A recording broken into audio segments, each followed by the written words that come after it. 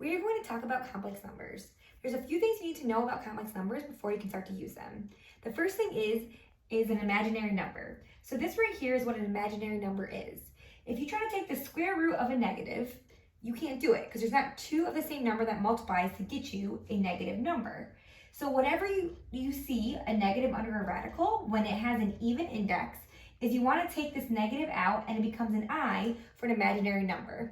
So the square root of -1 is an I. Now a complex number is made up of both real and imaginary parts. So this is kind of like the formula or the breakdown of an imaginary number. The first thing will be the real number, and the second thing will have an I for the imaginary part of this number. The other thing you need to know is that I squared equals -1. So whenever you see an I squared, you have to go ahead and simplify that and change that to a -1. So if we look at this example right here, we have the square root of -81. Now again, there's no two of the same number because 9 times 9 is positive 81. -9 times -9 is also positive 81. So what we do whenever we have a negative, and this is a square root, so this is even, is we take out the I first. So this would be I times the square root of 81. And then the square root of 81 is 9. So we would just write this as 9I. If you wrote this with the real and imaginary part, since there's no real part, it would be 0 plus 9I, which would just reduce to 9I. Over here, like we said, we're not reduced if we have an I squared. So this is the same thing as -2 times -1, because I squared equals -1. So when you multiply this, that just becomes +2. So it basically will just change the sign of whatever you have in front of it, because the negative changes this to a positive.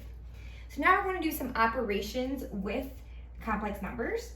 So whenever you are adding and subtracting and multiplying as well, you're going to look at these i's as if they were a variable. So you can think of them as like x's or any variable and just do the same thing you would if you were going to add and subtract them. So here, whenever you have a negative, we have to make sure we distribute that negative. So this would be 6 minus 4i minus 2 minus 3i. And then from here, we just combine like terms like we would if these were x's. So 6 minus 2 is 4, and -4i plus -3i is -7i, and then that would be our final answer. Now, same thing, if we were adding, if this was an addition, we would do the same thing. We wouldn't have to distribute the negative. We would already have that, so we would just combine like terms. With multiplying, the same thing. You could FOIL or you can use the box method. I like to use the box method. And then again, you can look at these as if they're x's.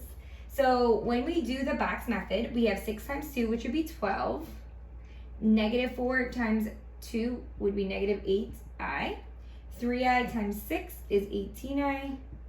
And then -4i times 3i would be -12i squared. So just like normally, we would have to combine like terms. So we have 12. If we combine these terms in the middle, this would be a positive 10i. And then minus 12i squared.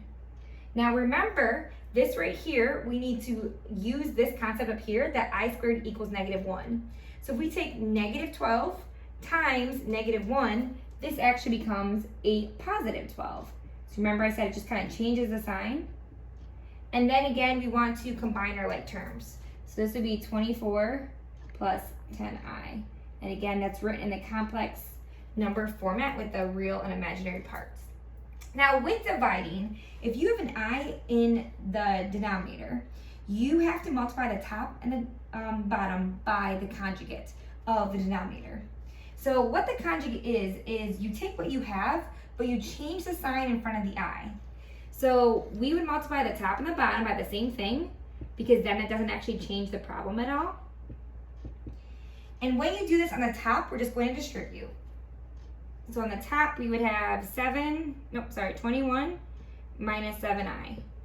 Now the reason that we multiply by the conjugate on the bottom is if we go ahead and you could FOIL this or you can box this, but what you'll get when you do this is you will have 9 minus I squared, because the 3i and the -3i will cancel out.